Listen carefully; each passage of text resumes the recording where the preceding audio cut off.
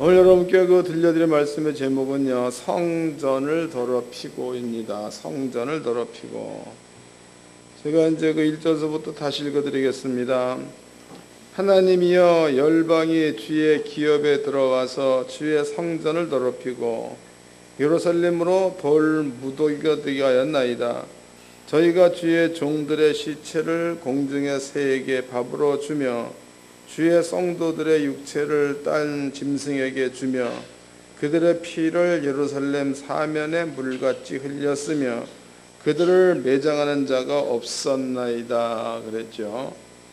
여러분들이 이제 이 말씀을 잘 이해하셔가지고 스스로가 스스로를 구원할 수 있는 그런 그 지혜와 능력을 소유하시기를 바랍니다.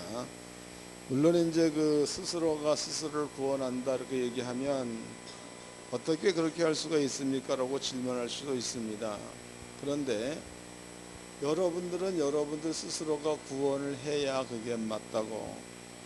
예수님께서 모든 자들을 위해서 구원해 놓으신 일은 2000년 전에 끝을 내셨죠.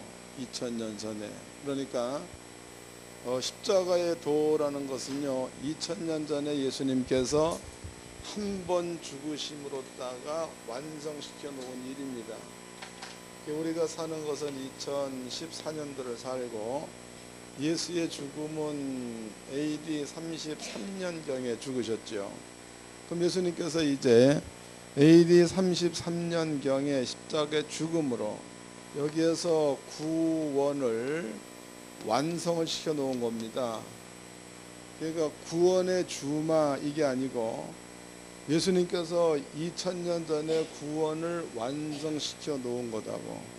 그 다음에 예수님께서 구원을 완성시켜 놓은 그것을 예수님이 십자가에 죽은 이때서부터 오늘날까지 또 이제 2013년도가 지나고 나면은 2100년도도 오겠죠. 이거는 미래가 되는 거, 미래. 앞으로 오지 않는 그 세월, 세기, 이 시대까지 예수님께서 우리의 죄를 가지고 구원을 완성시켜 놓은 그 다음부터는 이 사실을 믿음으로 받아들이면 누구든지 구원을 받는다 그런 뜻이다고.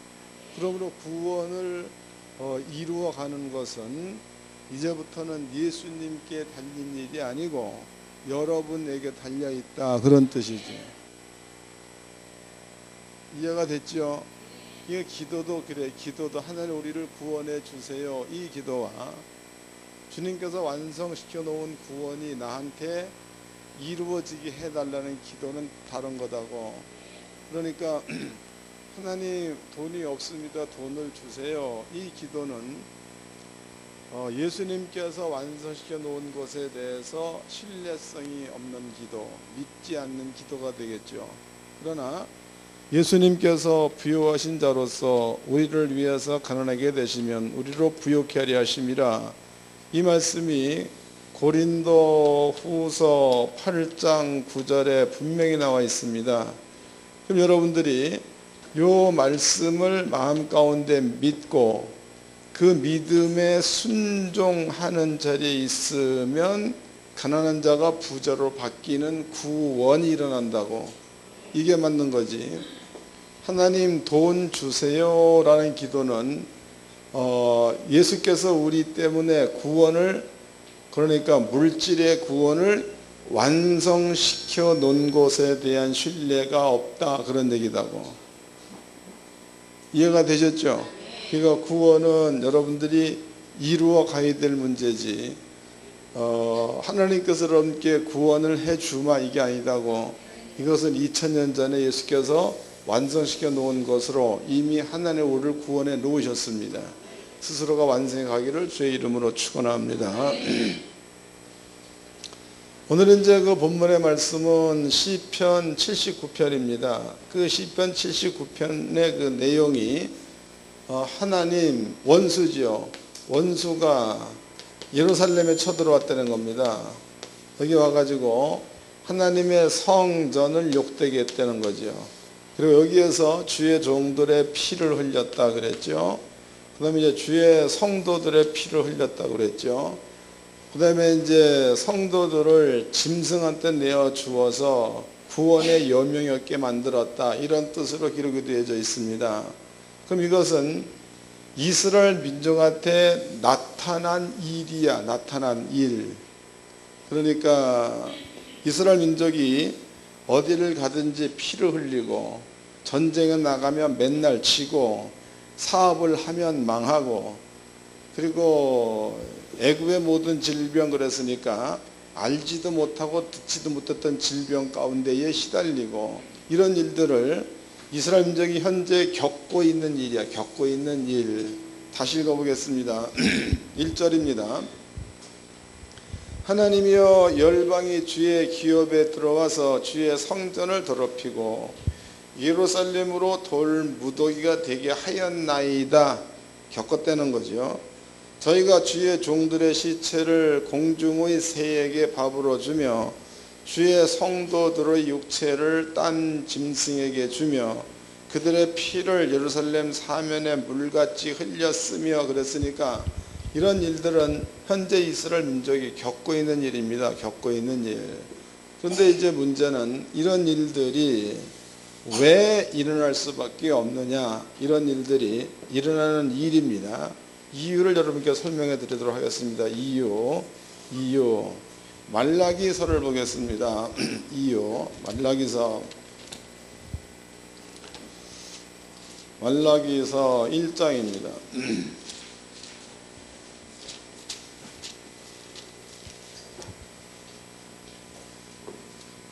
1장 6절서부터 읽어드리겠습니다.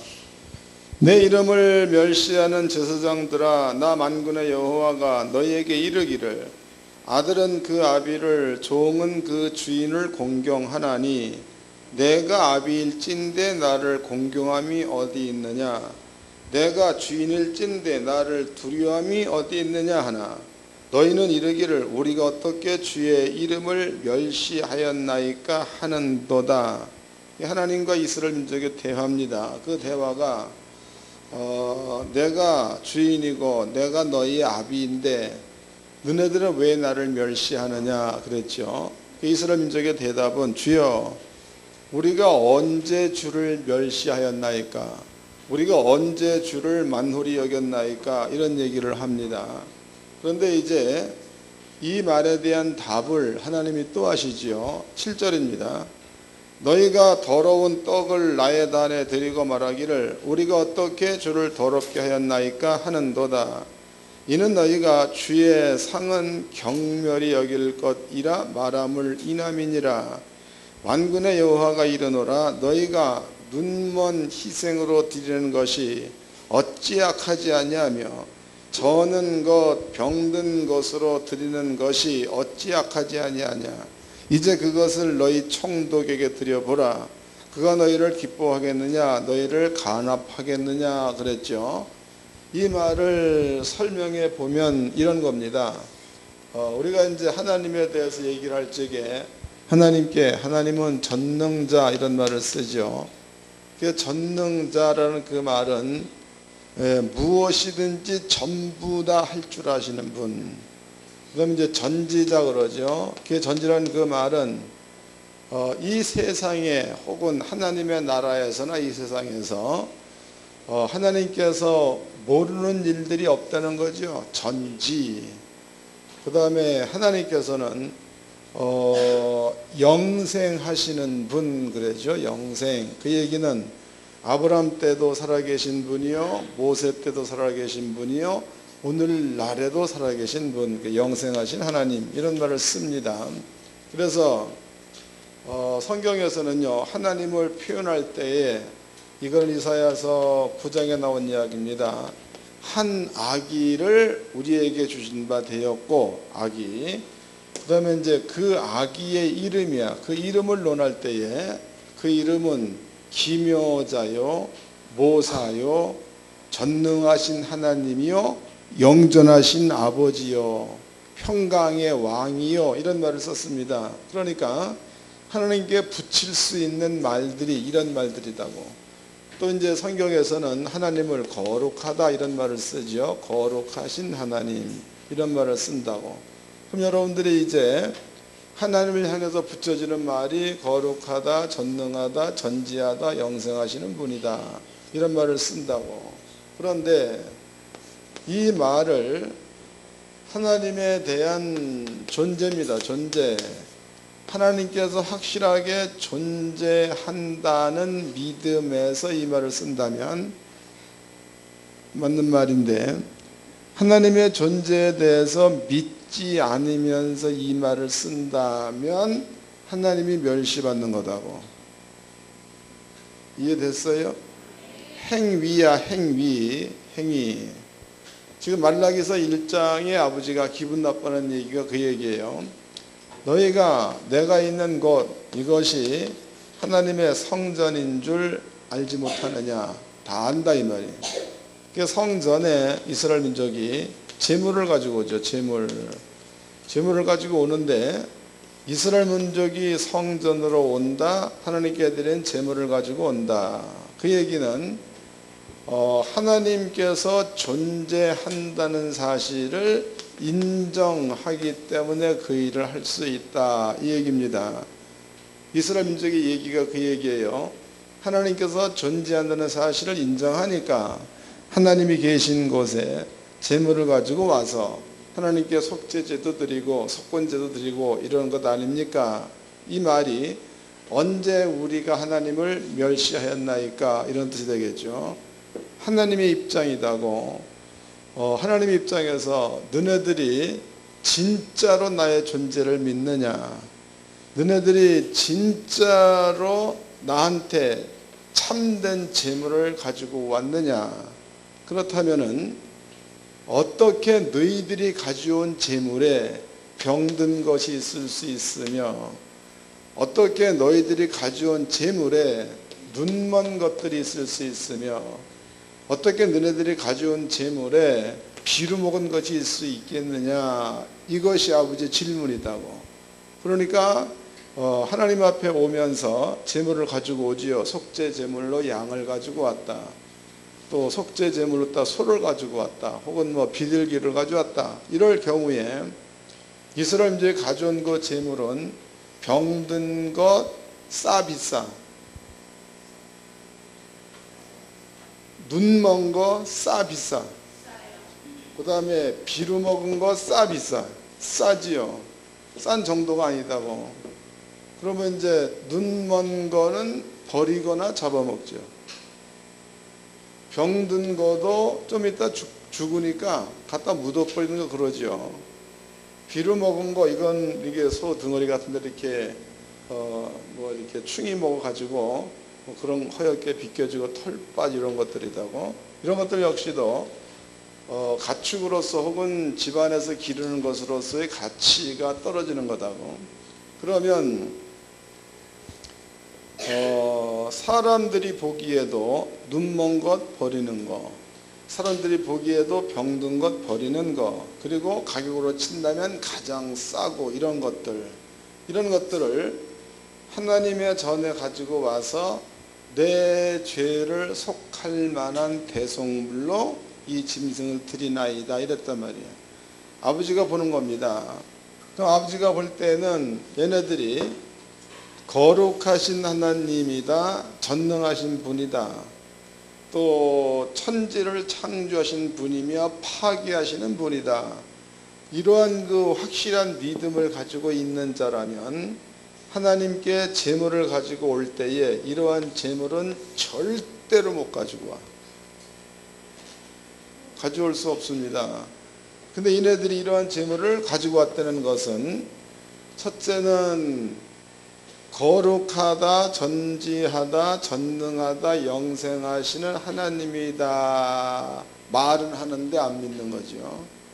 두 번째는 그 하나님이 존재한다라고 말을 하나 그 마음 가운데는 하나님께서 존재하지 않는다가 되는 거고, 또 하나 성전에 하나님께서 계시다라고 말은 하나 그 마음 가운데는 하나님이 없다가 되는 거고, 이 제물을 하나님께 드리면 내 모든 죄가 용서가 된다라고 말은 하나 이 제물로 내 모든 죄가 용서된다라는 믿음은 그들의 속에 없다는 겁니다.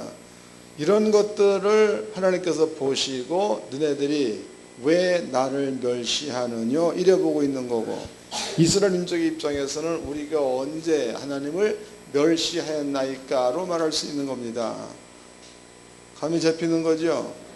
또 이제 이것은 제가 이렇게 겪어보면서 하는 얘기다고, 우리 교회 성도님들은 그런 분들이 한 분도 없다고. 그 목사님한테 은혜를 많이 받았다라고 얘기해. 목사님 오늘 말씀이 너무 좋았습니다. 은혜를 많이 받았다라고 얘기한다고. 근데 은혜를 많이 받았다라고 얘기하는 사람의 형편이 이래 보면은 적어도 이제 에쿠스 정도는 끌고 다니고 또 이제 주머니에 2, 3억 정도는 넣고 다니고 그런 성도님 은혜를 많이 받았다고 쳐보자고. 근데 한날은 목사님 제가 선물을 좀 드릴게요. 그래서 선물을 가지고 가져왔는데 2,000원짜리를 가지고 왔어. 그러면은 목사를 뭐 하는 거예요? 이 성경대로라면 그러니까 은혜 받았다는 자체가 사기가 되는 거죠. 이해가 되는 거예요? 이게 똑같은 거다고. 하나님께서도 나는 아직도 나이가 내가 몇 살이야? 안 죽었잖아. 아직까지는 눈에 보이는 자. 눈에 보이는 자. 또 여러분들은 그 하나님의 말씀을 통해서 은혜를 받았다라고 말하는 자들. 그러면은 여러분들이 목사를 사랑한다. 그러면은 가장 좋은 것, 또 이제 이것을 드리는 것은 받은 바 은혜가 커서 그렇게 해서 드리는 거. 그러면은 선물을 준다 그래도 여러분들의 마음 가운데 귀한 것, 또 이제 소중히 여기는 거, 이런 것들을 선물을 해야 목사가 보기에도 좋은 거고 여러분들을 보기에도 좋은 거다고. 근데 삶의 모습이 그래도 2, 3억은 갖다가 마음대로 굴리는 이러한 사람이 목사한테 선물을 가져왔는데 은혜는 받았다고 소리는 크게 하면서 2,000원짜리 선물 가지고 오면 은혜 받았다는 얘기가 진실이야 거짓말이야? 또 목사를 사랑한다는 말이 진실이야 거짓말이지. 여러분들은 그러한 사람이 한 명도 없기를 바랍니다. 사람들은 어디를 가든지 하나님 앞에는 진실해야 돼. 또 이제 그 교회 안에서도 여러분들이 목사님을 사랑하고 존중한 만큼 은혜는 커지게 되어 있습니다. 왜냐하면 똑같은 사람끼리 이렇게 있어. 그러면 그 사람의 말이 내가 똑같다로 여길 적에는 내 마음 가운데 안다. 그러나 사람은 똑같고 나이도 똑같은데 대통령이 한마디 하면 뭔가 마음에 와서 담기지요. 그런 차이다고. 여러분들이 목사를 사랑한다. 그러면은 여러분이 좋은 거지 내가 좋은 게 아니에요. 하나님께서 하시는 얘기가 그 얘기예요. 너희가 나의 존재를 믿느냐? 그렇다면은 이럴 수는 없다는 거. 이럴 수는 없다. 그 다음에 아버지가 한 얘기가 너희 가운데서 누가 너네들이 있다고 한 성전은 내가 보기에는 너네들 진심은 없다고 여기는 거니까 이 성전 문을 좀 닫았으면 좋겠다라는 것이 아버지의 요구사항이다. 요구사항. 읽어보자고 다시. 8절입니다. 만군의 여호와가 이르노라 너희가 눈먼 희생으로 드리는 것이 어찌 악하지 아니하며 저는 것 병든 것으로 드리는 것이 어찌 악하지 아니하냐. 이제 그것을 너희 총독에게 드려보라. 그가 너를 기뻐하겠느냐 너를 간업하겠느냐. 싫다는 거죠. 그 다음에 10절 만군의 여호와가 이르노라 너희가 내 단 위에 헛되이 불사르지 못하게 하기 위하여 너희 중에 성전 문을 닫을 자가 있었으면 좋겠도다. 내가 너희를 기뻐하지 아니하며 너희 손으로 드리는 것을 받지도 아니하리라. 그랬으니까 그때의 하나님의 뜻은 성전의 문, 그 문을 좀 닫으라. 이것이 아버지의 뜻이다고. 그러니까 백성들의 마음 가운데 믿음의 상태가 이 모양이고 아버지가 볼 때 얘네들은 나를 멸시한다라는 개념을 가지고 있으면 그러면은 성전 문은 닫혔다고 봐야 되는 거야? 열렸다고 봐야 되는 거야? 닫혔다라고 봐야 맞는 거죠? 닫았으면 좋겠다. 그 다음에 이제 그때야 이러한 마음을 하나님이 갖고 있을 때 하나님이 두 번째 시행하는 게 있습니다. 2장을 보겠습니다. 2장 1절서부터 읽겠습니다. 너희 제사장들아 이제 너희에게 이같이 명령하노라. 만군의 여호와가 이르노라. 너희가 만일 듣지 아니하며 마음에 두지 아니하며 내 이름을 영화롭게 하지 아니하면 내가 너희에게 저주를 내려 너희의 복을 저주하리라. 내가 이미 저주하였나니 이는 너희가 그것을 마음에 두지 아니하였음이니라 해서 이럴 때에 하나님께서는 제사장들의 복을 저주하겠다. 그 다음에 이미 저주를 하였다 이런 말을 썼습니다. 그 다음에 또 이제 3절입니다. 보라 내가 너희의 종자를 견책할 것이요 똥 곧 너희의 절기의 희생의 똥을 너희 얼굴에 바를 것이라. 너희가 그것과 함께 제하여 버림을 당하리라 해서 그러한 자들의 얼굴에 하나님께서 희생의 똥을 바른다는 거죠. 그래서 내다 버리겠다 이런 말을 썼습니다. 그럼 이제 우리 여기에서 이러한 얘기들을 한번 종합해서 이해를 좀 해보도록 합시다. 하나님께서는요 성전 문을 닫으라 그랬죠. 성전을 닫으라. 그 다음에 이제 성전이 닫혀 있는 상태에서는 제사장이 필요가 있어요 없어요? 필요 없습니다. 하나님께서 제사장의 얼굴에 똥을 발라가지고 여기 보니까 제하다 버렸다 이런 말을 썼습니다. 그러면 이제 성전문이 닫혔다. 제사장 얼굴에 똥칠을 해서 버렸다. 그러면 하나님의 성전은 건물은 서 있을지라도 거기서 드려지는 제세의식이라든가 거기서 드려지는 절기라든가 이런 그 모든 것들은 하나님과 전혀 관계가 없는 행위가 되는 거겠죠. 아무리 그네들이 열심을 내서 제사를 드리고 열심을 내서 절기를 지킨다고 해도 이렇게 된 상태에서는 하나님께서는 그네들의 절기를 돌아보지 않고 그네들의 제사를 돌아보지 않는다 그런 뜻입니다. 근데 문제는 이렇게 되어져 버리면 이스라엘 민족 가운데에 저주가 끝나는 것은 하나님의 성전이 존재하고 제사장이 존재하고 또 민족의 죄를 용서받을 만한 제물을 아버지가 받고 이렇게 되었을 때에는 민족 가운데 저주가 끝나는 건데 그런데 성전도 없다 제사장도 없다 제사도 없다 이 경우에는 저주가 끝나는 게 아니고 저주가 물붓듯 들어붙는다는 겁니다. 그러니까 시편 79편의 내용이 대적이 쳐들어와서 예루살렘 성을 휘저었습니다. 대적이 쳐들어와서 하나님의 성전을 파괴했습니다. 대적이 쳐들어와서 하나님의 종들을 잡아가지고 짐승한테 주어서 그 피를 물같이 쏟았나이다. 이러한 일들이 발생된 이유가 이런 이유에 의해서 발생되어졌다라고 볼 수 있는 거다고. 여기에서 이제 시편 79편 기자가 이러한 상태이니 주여 우리를 구원하소서란 말을 했다고. 이러한 상태이니 하나님 우리를 언제 구원해 주시렵니까? 이런 말을 썼습니다. 이걸 기억해 놓으세요. 그 다음에 이제 우리는 그 예수님께서 땅에 오셨죠. 땅에 와가지고 예수께서 땅에 오셔가지고 여러 가지 일을 많이 하셨는데 근데 그 중에서 우리가 기억해야 될 부분이 있다고.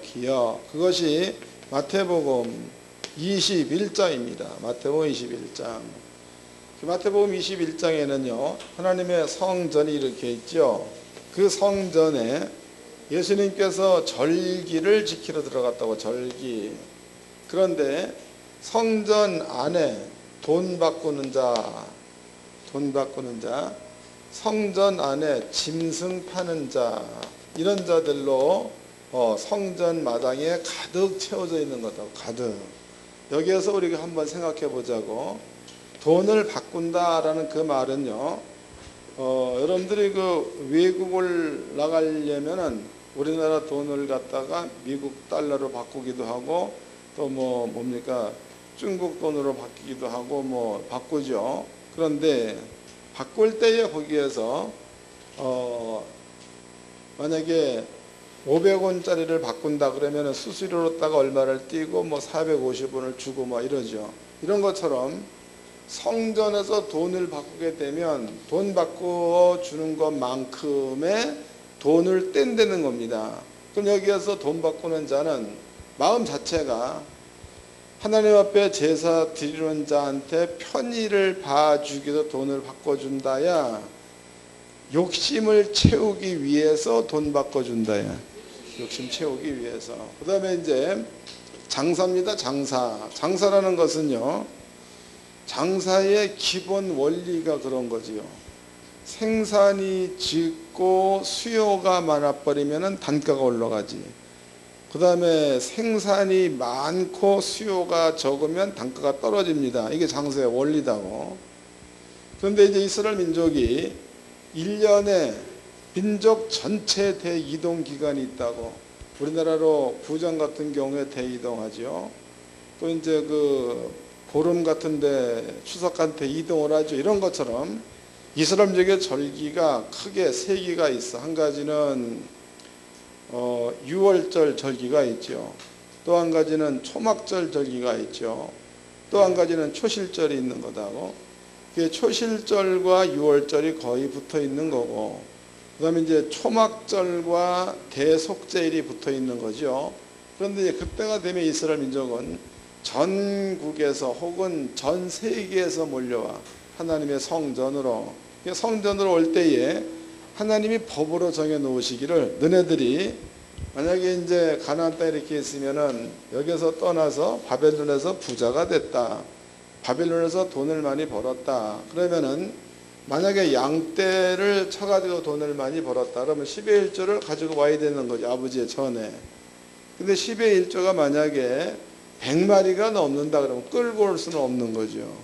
그럴 때에 하나님께 허락하시기를, 이럴 때 너네들은 이 10의 1조 양이나 소 이런 것들을 너네들이 살고 있는 장소에서 돈으로 바꾸라는 겁니다. 그 돈으로 바꿔 가지고 여기에 와 가지고 필요한 속죄물을 사기도 하고 하나님께 드리도록 하여라. 이게 아버지가 주어진 법이다고. 그러니까 이스라엘 민족이 이때에 전국 각처에서 예루살렘 성으로 몰려오게 되면은 이네들은 짐승을 끌고 오는 것보다도 주머니에 돈을 가지고 오겠죠. 돈을. 없는 자들은 또 이제 그냥 오기도 합니다. 그런데 이제 이렇게 됐을 때에 약삭 빠른 자, 장사꾼들이죠. 장사꾼들이 그날에 움직이는 수요를 대략 계산을 해서, 만약에 이제 여기서 필요한 재물이 100마리다 그러면은 100마리를 가지고 온다거나 가지고 오겠죠. 근데 만약에 지네들의 계산이 잘못돼 가지고 100마리를 가지고 왔는데 재물을 살려는 사람의 숫자가 부득이하게 많아진다, 이 경우에는 이 값이 뛰겠죠. 올라간다 이 말이에요. 그런데 이제 생각하고 온 사람 역시도 값이 뛰면 뛰는 대로 사면 괜찮은 건데, 사람의 욕심에는 값이 너무 비싸면은 따지는 게 맞잖아. 왜 이렇게 비싸냐. 그러면 성전 안에는 흥정하는 사람들로, 돈 바꿀 때 너무 많이 뛰면 좀 깎아달라는 사람들로 성전 안에 이것으로 채워져 있다는 거죠.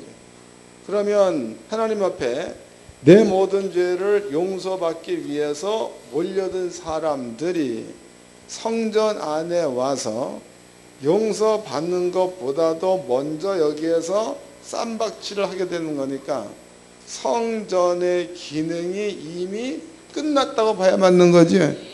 하나님의 은혜가 있는 장소가 아니고 사람들의 욕심만 판을 치는 이러한 장소가 돼버린 겁니다. 예수님께서 이제 여러 성전에 딱 올라가서 보니까 그 일들을 하고 있는 거죠. 그 예수님께서 열 받아가지고 채찍을 끄집어내죠. 채찍을 쫙 끄집어내가지고 막 두드려 팻번나마 해버리고 발로 막 비둘기 파는 상 둘러 엎어버리고 돈 쌓아놓은 거 다 엎어버리고 막 그래버리죠. 그리고 그 뒤에 하는 말이 내 아버지의 집이야. 내 아버지 집. 성전은 기도하는 곳이다 그랬죠. 성전은 기도하는 곳. 근데 너희가 기도하는 성전을 강도 그랬다. 강도의 굴로 만들었다 그랬죠. 강도의 굴로 만들었다. 읽어보겠습니다. 마태복음 21장입니다.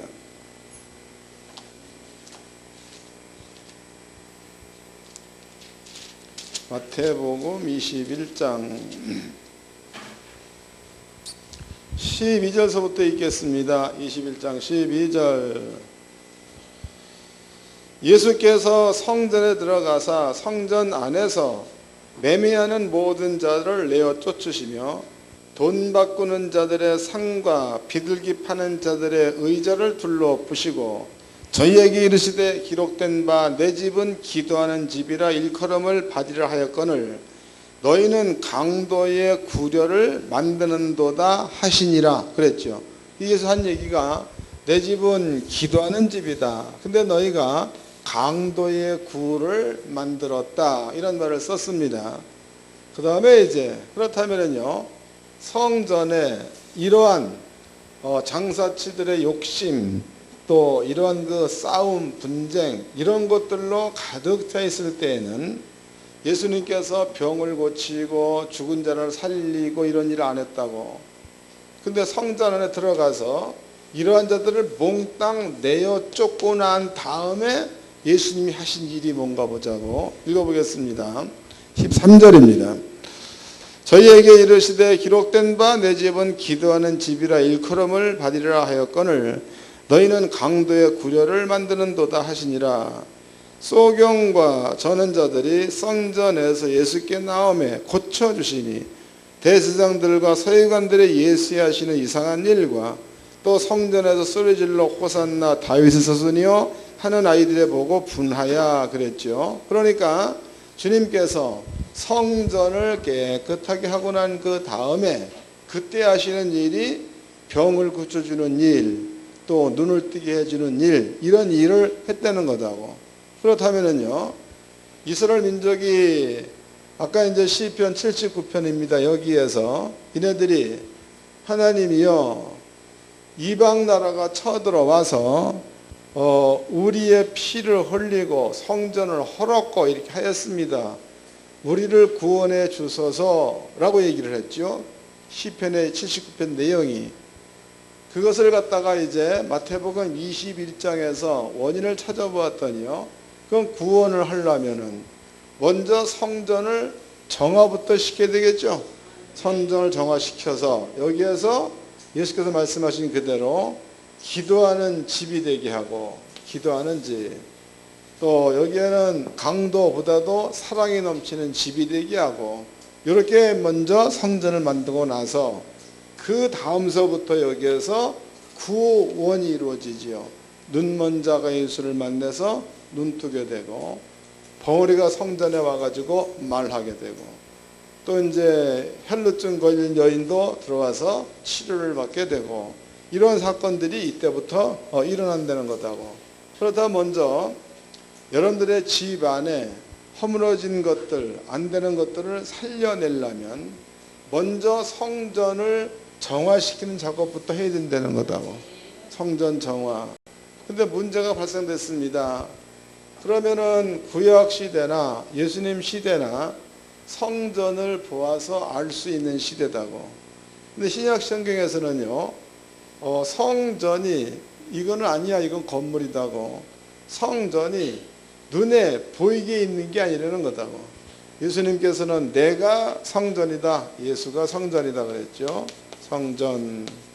그 다음에 또 사도 바울은 성도야, 성도가 성전이다 이랬단 말이죠. 그럼 여러분들은 이제 성도로서 여러분들은 하나님의 구원이 나타나기를 원한다면 성전 정화 작업을 먼저 해야 된다 그런 뜻입니다. 그러면 성전 정화 작업을 어떻게 임하는가? 성전 정화 작업 이제부터는 잘 깨닫기 바랍니다. 읽어보겠습니다. 마태복음 12장입니다.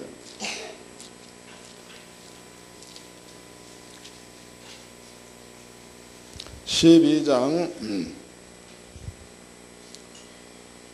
43절서부터 읽어드리겠습니다. 12장 43절. 더러운 귀신이 사람에게서 나갔을 때에 물 없는 곳으로 다니며 쉬기를 구하되 얻지 못하고 이에 가로되 내가 나온 내 집으로 돌아가리라 하고 와 보니 그 집이 비고 소재되고 수리되었거늘 그랬죠. 그러니까 더러운 귀신이 여기서 보니까 누구에게서 나갔다는 거야? 사람에게서. 다시 읽겠습니다. 43절. 더러운 귀신이 사람에게서 나갔을 때에 그랬죠. 그 더러운 귀신이 사람에게서 나갔다는 겁니다. 물 없는 곳으로 다니며 쉬기를 구하되 얻지 못하고 그랬단 말이죠. 근데 여기서 이제 문제는 더러운 귀신이 있는 장소가 여기에는 사람 그랬다고. 사람에게서 귀신이 나갔다는 겁니다. 그 다음에 보니까 그 다음에 더러운 귀신이 쉴 곳을 찾는데 물이 있는 곳을 찾았다는 거예요. 물이 없는 곳을 찾았다는 거예요. 물이 없는 곳. 물이 없는 곳을 찾아 댕겨 보았더니 쉴 곳이 없다는 거죠. 여러분 잘못하면 이 물이 없는 곳 그런 데서 이 물이라는 것을 그냥 이런 물로 보지 말라고. 여기서 얘기하는 그 물이라는 것은 하나님의 말씀을 뜻하는 거죠. 그 성경의 생수 이것을 성령이라고 말했고 또 생수 이것을 하나님의 말씀이라고 얘기합니다. 그렇다면요 더러운 귀신이 하나님의 말씀이 없는 곳으로 다녀보았더니 이 뜻이죠. 그 귀신이 하나님 말씀이 없는 곳 그랬는데 여기에서 귀신이 사람에게서 나갔다. 그런데 그 귀신이 물이 없는 곳을 다녀보았더니 그러면은 귀신이 다녀본 것은 들을 다닌 거야? 사람을 다닌 거야? 맞아? 귀신이 다니고 사람을 다녔다 그런 뜻이라고. 그게 다시 돌아와 보았더니 전에 살던 그 집이 비고 그랬죠. 비고 주인이 없다는 겁니다. 소재되었다. 깨끗해졌다. 이렇게 표현하고 있죠. 소재되었다. 그래서 그 귀신이 들어가서 고하니 그 사람의 형편이 이전보다 더 심하게 되었다. 이런 말을 썼습니다. 그럼 여기에서 이제 비고 그 다음에 소재 이 얘기를 해보도록 하자고. 예수가 죽었습니다. 잘 알아들어야 돼. 예수가 죽었어. 우리 하나님교 성도님들은 이 정도 얘기는 그냥 쉽게 이해를 할 줄로 믿습니다. 예수님이 십자가에 죽었습니다. 죽을 때에 예수의 죽음이 세상 죄를 지고 가는 어린 양을 보라 그랬으니까 예수의 죽음은 세상 죄를 가지고 죽은 거. 그 다음에 이제 예수님께서 부활해서 3일 만에 부활하셨습니다. 부활하고 예수님께서 땅에 살던 기간이 40일. 그 다음에 이제 하늘나라로 갔지요. 가가지고 열흘 있다가 성령을 보냈어. 성령. 잘 보세요. 그러면은 예수님께서 세상 죄를 가지고 죽기 전에 세상의 주인은 누가 되는 거예요? 마귀가 되는 거겠죠. 마귀. 세상 죄를 위해서 죽었으니까. 그 다음에 이제 성령께서 올 때까지야. 성령께서 올 때까지는 주인이 있는 거예요, 없는 거예요? 주인이 없잖아. 그러니까 요 주인이 없는 기간 동안에 정확히 따지본다면 예수 한 분이 40일 동안 있으면 주인 될 수 있는 건데, 그런데 이제 그것도 예수가 올라가고 10일 있다가 성령 왔으니까 10일 동안에는 주인이 완전히 없는 거죠. 이해가 됐어요? 주인이 없다 이 말이에요. 그 다음에 성령께서 왔어 이제. 그럼 성령께서 와버렸으면 이제는 땅의 주인이 마귀가 아니요 성령이 되는 거다고. 설명됐지요? 사람이야, 사람. 여러분들이 이제 예수님께서 우리 죄를 가지고 죽었습니다. 죽고 또 여러분들의 그 마음 가운데에 성령이 임하였으면 주인이 온 건데, 이 사실을 마음 가운데 인정하는 것 같은데 성령 받지 못한 상태가 돼버렸으면 비어있는 집이 되는 거다고. 다시 예수님께서 세상 죄를 가지고 죽었다 나와 있죠. 그 다음에 성령은 예수님 부활 후에 50일 있다가 성령께서 오셨다. 이게 성경에 나와 있어요. 사도행전 1장에 나와 있습니다. 그러면 여기서부터 여기까지의 기간은, 요 시간대는 죽기 이전에는 마귀가 주인이었다고. 그 예수가 세상죄를 가지고 죽었습니다. 죽고 성령이 오기 이전까지는 이 세상에는요 주인이 없어. 주인이 없는 대신에 예수가 세상죄를 가지고 죽었으니까 깨끗해진 거죠.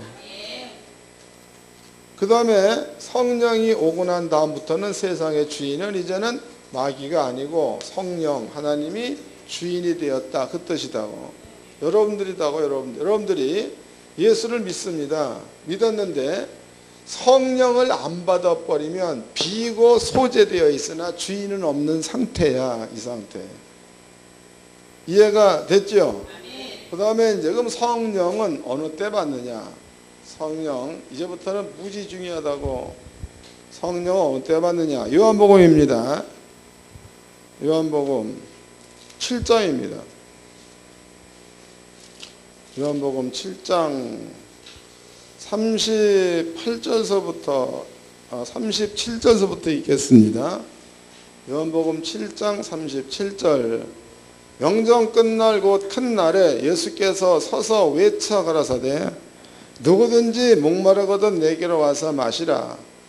나를 믿는 자는 성경의 이름과 같이 그 배에서 생수의 강이 흘러나리라 하시니 이는 그를 믿는 자의 받을 성령을 가리켜 말씀하신 것 그랬습니다. 그러면은 성령은 예수를 믿는 자야. 예수를 믿는 자가 성령을 받는다. 이렇게 예수가 말씀하셨습니다. 그럼 여러분들은 예수를 믿으면 성령을 받은 겁니까? 안 받은 겁니까? 받은 거. 예수를 믿었으니까 성령을 받았다고. 맞지요? 예수를 믿었으니까 성령을 받았어. 그럼 성령을 받았으면 로마서를 보자고. 로마서 8장입니다.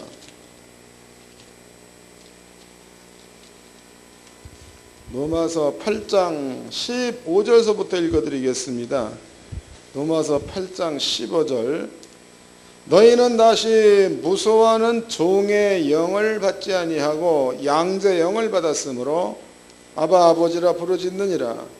성령이 친히 우리 영으로 더불어 우리가 하나님의 자녀인 것을 증거하시나니 자녀이면 또한 후사요 그랬단 말이에요. 그럼 이제 성령이 우리한테 왔다 그러면 그 성령께서 우리가 하나님의 자녀다라는 것을 성령이 증거한대. 성령이 증거한다. 그러면 여러분들은 믿음으로써 성령을 받아서 하나님의 자녀가 된 자다. 여기에 대한 증거자가 여러분들의 받은 성령이다. 이랬다고. 그럼 여러분들의 이제 분명히 성령께서 여러분들의 속에 임재해서 하나님의 자녀가 되었다라는 것이 성경적으로 증명이 됐습니다. 증명.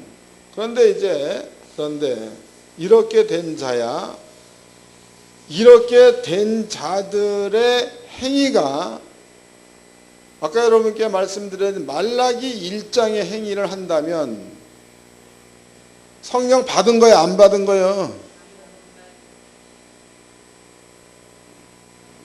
이해가 되는 거예요? 분명히 예수를 믿어서 성령 받았다고, 그리고 성령은 우리가 하나님의 자녀이다, 이 증명을 해주시는 영이야. 그리고 또 여러분들이 이제 신앙생활을 쭉 해오면서 하나님께서 하시는 역사를 봤지 않습니까? 경험들 했을 거네. 그렇다면은 성령으로 말미암아 하나님의 자녀가 되었다는 그것을 여러분들이 받은 성령이 증거를 해. 증거. 그래서 믿으니까 병도 낫기도 하고, 또 믿으니까 영적인 세계를 보기도 하고, 또 믿으니까 신비스러운 일들을 경험도 하고 이랬다 이 말이에요. 근데 여러분들 행위가 말라기 1장의 행위를 하고 있다면, 그러면은 이것은 하나님을 멸시하는 행위가 되는 거니까 여러분들의 그 삶 자체가 권고하겠습니까? 평강과 안식이 찾아오는 삶이겠어요? 이게 볼 것도 없는 거죠. 그러니까 인생이 왜 이렇게 예수를 믿는데도 힘든가를 논할 게 아니고, 여러분들의 중심이 어떻게 되어 있느냐를 먼저 논할 줄 아는 지혜로운 자가 되어야 될 줄로 믿습니다. 분명히 여러분들 복이라는 것은 그렇습니다. 복이야, 복. 이 복이라는 게 어떤 양반들은 그래, 목사님 뭐 돈 많이 벌면 복입니까? 이래 물어봐. 그러면 뭐가 복이냐? 그러면은 그냥 뭐 마음 편히 잘 살면 되지요. 뭐 틀린 말이 아니다고. 근데 내가 아버지의 복을 논해 볼 테니까 거기에 이렇게 말한 말이 있나 찾아보러 갑니다. 신명기서를 봅시다. 신명기서 28장입니다. 신명기서 28장 1절서부터 읽겠습니다. 내가 내 하나님 여호와의 말씀을 삼가 듣고 내가 오늘날 내게 명하는 그 모든 명령을 지켜 행하면 내 하나님 여호와께서 너를 세계 모든 민족 위에 뛰어나게 하실 것이라. 내가 내 하나님 여호와의 말씀에 순종하면 이 모든 복이 내게 임하며 내게 미치리니, 성읍에서도 복을 받고, 여기에도 구체적으로 없다고, 들에서도 복을 받고, 구체적인 말이 없죠. 내 몸의 소생과 내 토지의 소산과 내 짐승의 새끼와 우양의 새끼가 복을 받을 것이며, 이 말씀은 구체적인 거죠. 그러면은 짐승의 새끼가 추상적인 거예요, 이게? 아니잖아. 양 한 쌍을 갖다가 놓으면 1, 2년 뒤에는 다른 사람들은 새끼를 한 마리 놓는데 그 집안에는 2마리, 3마리 놓는다는 게 내 짐승의 새끼가 복을 받고 그런 뜻이다고. 그 다음에 들이 복을 받고, 이것도 추상적인 용어가입니다. 내가 농사를 지으면 내가 농사 지은 그것이 잘 된다, 이런 뜻이다고. 그 다음에 또 보겠습니다.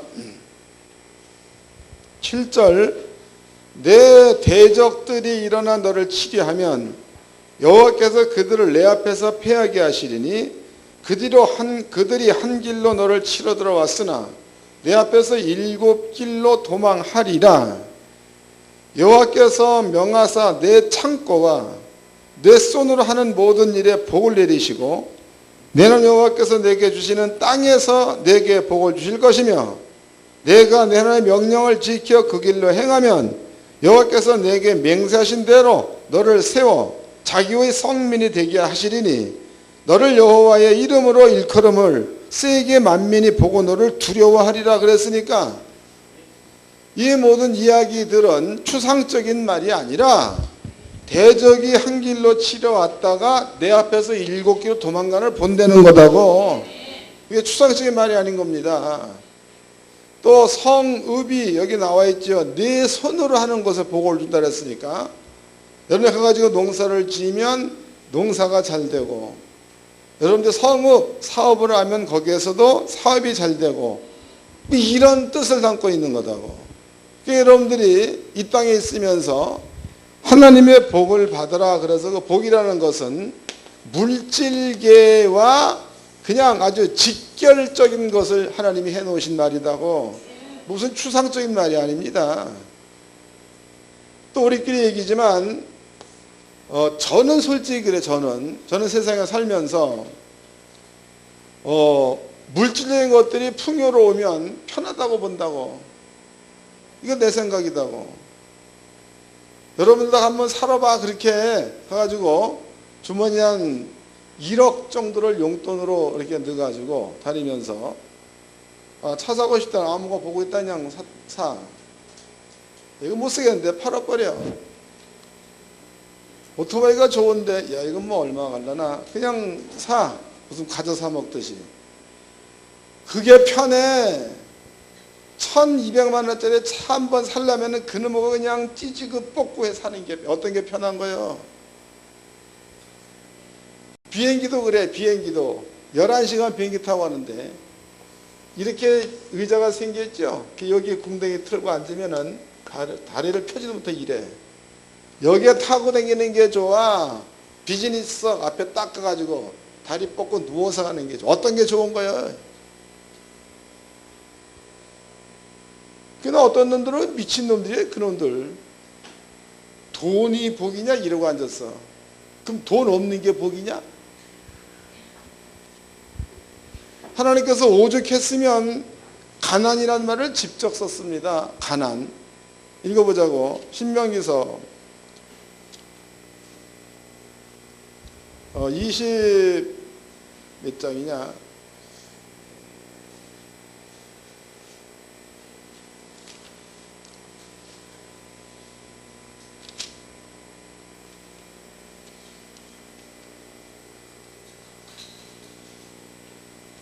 신명기서 15장인가 보자고.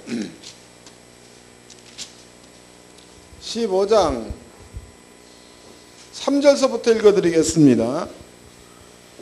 이방인에게는 내가 독촉하려니와 내 형제에게 꾸인 것은 내 손에서 면제하라.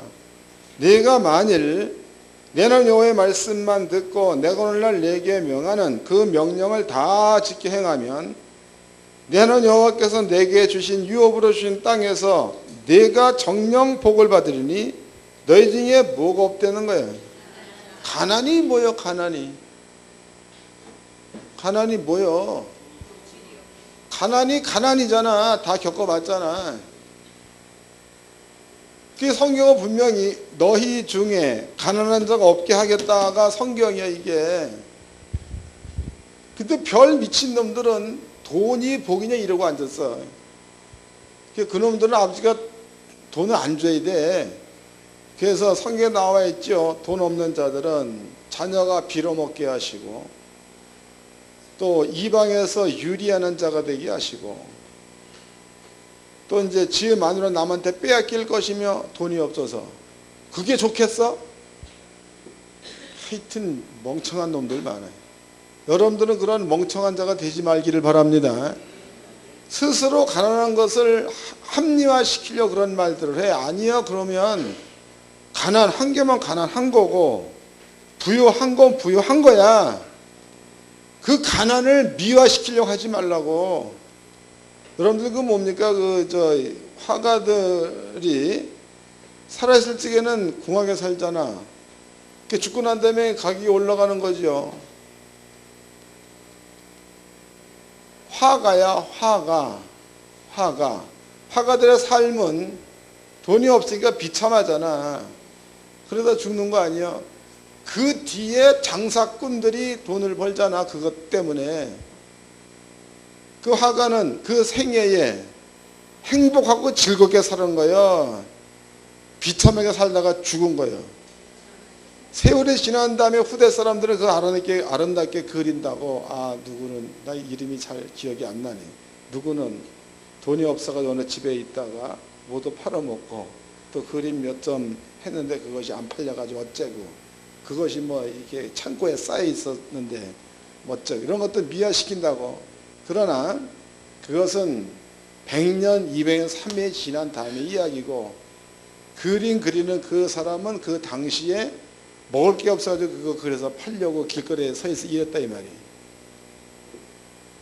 진짜 가난은 가난이요 싫은 겁니다. 여러분들은요 그런 그 미친놈들 얘기 듣지 말고 말씀에 순종해서 아버지가 주신 복을 누리며 살기를 바랍니다. 그게 좋은 거예요. 없는 친구 오면 주면 좋지 달리는 것보다. 또 가가지고 뭡니까 소고기도 가가지고 기왕이면 그래서는 마블링 있는 건 먹지 말라고 하더라고. 또 근데 그 한우 오리지널 쫙 해갖다 그냥 있는 거 그거 먹어봐. 샥 거서 넣으면 그냥 넘어가지. 가격이 얼마야? 48,600원 200g에. 얼마나 비싸. 그게 좋겠어. 그놈의 그 만원짜리 질긴 거 입에 넣으면 씹히지도 않고 이게 좋겠어. 주머니에 10,000원 있으면 평생 그것도 잘 못 사 먹잖아. 근데 주머니에 적어도 100만원짜리 넣어다니면 그건 씻겨 사 먹잖아. 어떤 게 좋아 어떤 게. 난 여러분들이 아버지가 준 복을 받으며 살길 원합니다. 그게 좋은 거예요. 아버지 그걸 원한 거니까. 여기도 세계 민족 위에 뛰어난 이름. 가난한 적 한 명도 없게 하겠다. 그렇게 되려면 성전 정화 작업부터 먼저 해야 맞다는 거죠. 간단한 거야. 이제 결론 내보자고. 이제 여러분들이 예수의 십자가도를 믿음으로 성령을 받았고 성령을 받았으므로 십자가도에 숨어있는 모든 말씀을 믿었어. 이제 믿었으면 여러분들이 하는 행위가 말라기서 1장의 행위가 있으면 안 믿는 거예요. 감이 잡히는 거예요. 하나님을 경외하려면 중심에서 성령 받은 자로서 또 모든 십자가의 도는 하나님께서 우리한테 주신 구원의 말씀 이것을 중심에서 믿고 그리고 그 하나님을 공경하는 데에 그 하나님을 진짜로 하나님답게 공경하면 여러분들의 지경은 넓어지게 되어 있습니다. 수준은 그래. 수준은 잘난 사람이나 못난 사람이나 수준은 비슷해. 내가 수준이 낮아서 안 된다는 아니야. 왜냐하면 수준 낮은 사람과 하나님이 함께하면 그 사람이 하는 것도 된다는 거다고. 이게 수준을 논하지 말고 여러분들 10년 가운데에 성전이 지금 어떻게 정화되어져 있는가, 어떻게 성전이 제대로 형성되어져서 잘 가고 있는가, 이런 것들을 한번 살펴봐서 스스로가 스스로를 좀 주 안에서 아버지가 인정하는 자로 이렇게 만들어 가시기를 주의 이름으로 축원합니다. 관계입니다. 관계. 이 관계라는 관계. 이 관계라는 게 하나님과 관계가 무지 중요한 거예요. 엄청 중요한 겁니다. 그 다음에 형제를 사랑하면 하나님의 사랑이 그 안에 거하시나니 이랬으니까 성도와 성도끼리 사랑하라고.